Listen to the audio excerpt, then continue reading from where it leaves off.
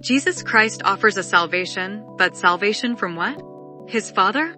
The Bible claims that all humans are born inherently bad, sinful, from something the first humans, Adam and Eve, did. The age of 12 is presumed to be the age of accountability. Once we turn 12 years old, we're presumed to be responsible for our actions. We're presumed to clearly know the difference and be able to choose between right and wrong, good and evil. So, I presume that anyone who died before that age, starting at conception, will most likely go to heaven. But after that age, we will be judged for something we were born with. We are born broken, and after a period in this broken state, we get to choose if we want to remain in this manner or if we want to be healed. The problem here is we love our brokenness. We don't even think we're broken. Limited, yes, but broken, why? Because some guy in the sky said it so? Honestly, as was demonstrated in the infamous Tower of Babel, we're perfectly fine with our brokenness, our nature. The issue is the limitations that the guy in the sky keeps imposing on us. This condition, this state, is our concept of a good life. Therefore, we're fine. Mr. God, we don't need you. Give us immortality. Leave every man at 30 years old, women at 25, maybe 22, and go have fun with the angels. You gave us life.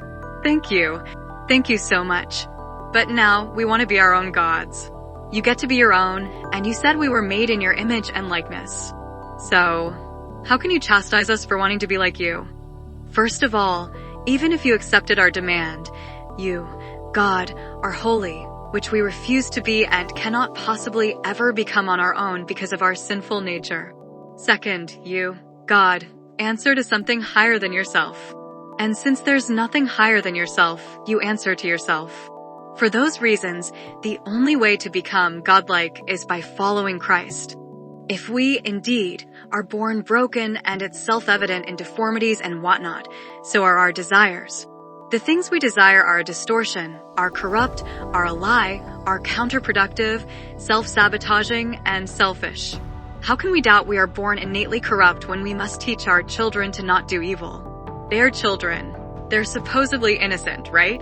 Then why do we must tell them constantly what not to do? Why do you consider yourself to be a good person?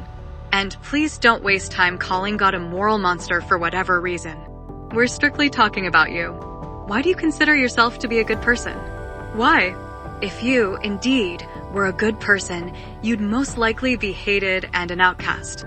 But no, you compromise yourself because you want to be accepted by people, making you selfish.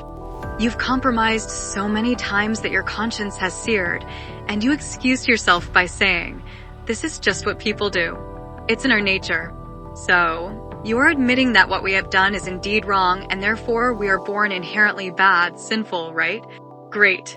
So, now, can you accept that you need salvation? You can't do it yourself because you don't want to. And you don't want to because you're not holy. For that reason, the Holy Spirit comes to purify you and make you more Christ-like. However, you must acknowledge who you truly are. You must acknowledge you're a dirty, rotten sinner who's bound to hell. You and your children. Your friends, your spouse, your idols, and everyone else around you. Can you do that, or are you going to trust in your good deeds that mean absolutely nothing? You are evil. And now you have the choice to either fully embrace who you are or fight every single day. Deny yourself every single day. Ask God for forgiveness daily and beg He soften your heart. Proclivity doesn't force action. Adam and Eve passed down their sinful nature. However, we chose what to do with it. Therefore, we can't blame anyone but ourselves.